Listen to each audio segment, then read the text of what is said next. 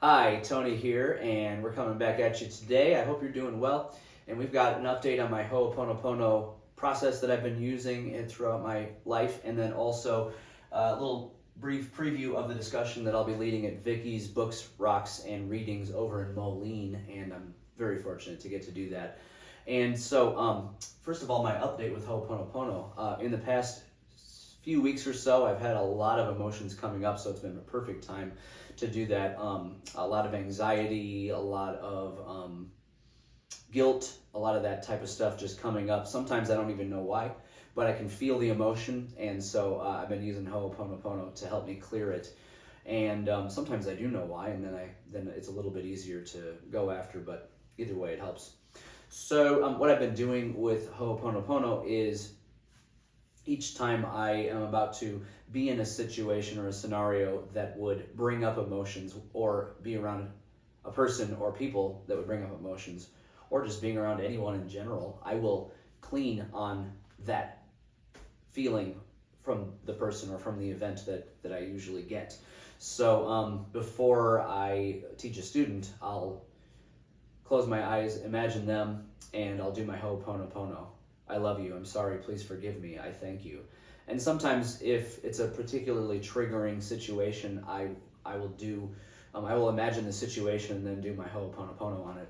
And what's happened is I'm attracting less of the negativity from, or whatever the trigger is, from situations, places, and people by doing that. So it's been really great to help me.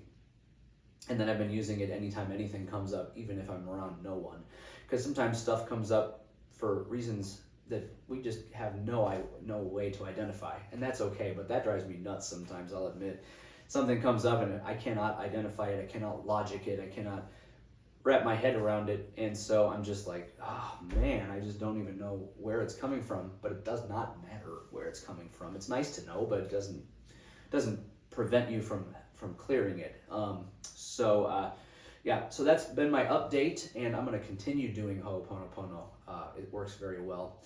So in terms of the discussion I'll be leading at Vicki's, that's this Saturday at 6 p.m. at Vicki's Rocks, Books, and Readings over in Moline by Teskey Pet Store. And I have read the three books by Joe Vitale about the process of Ho'oponopono, At Zero, Zero Limits, and The Fifth Phrase. And so I've put together a handout just of notes I've taken from that. And anytime they have a list in there of techniques or anything, I just wrote all those things down. So made a list of it. And I'll be giving handouts with that. The main things, there's going to be a lot of things I'll have discussion on, but one of the ones is the deeper meaning of the four phrases. What are they? How do they work? For example, one of the phrases is, I forgive you. Or please forgive me. And that goes, you can really, anything that comes to mind that phrase means to you is probably going to be helpful.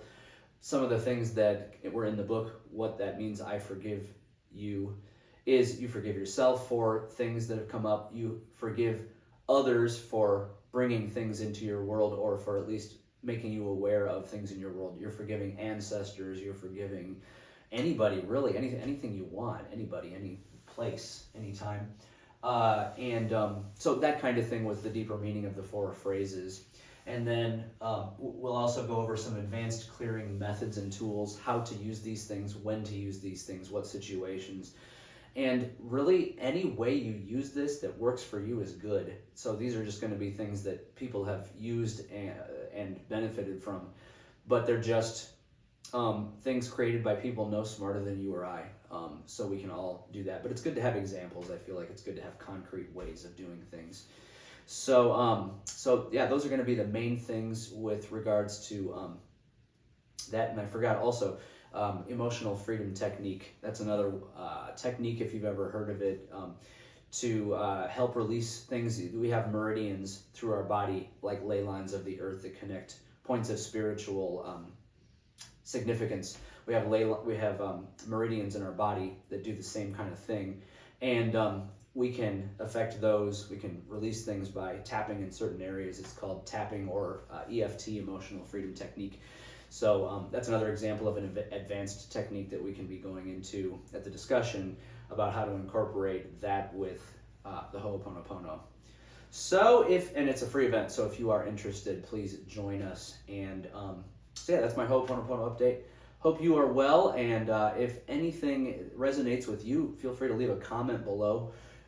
If there's some other way you use Ho'oponopono or another technique that you like to use for energy clearing, there could be a bunch. So I hope you're well, and we'll talk to you soon. Like, subscribe.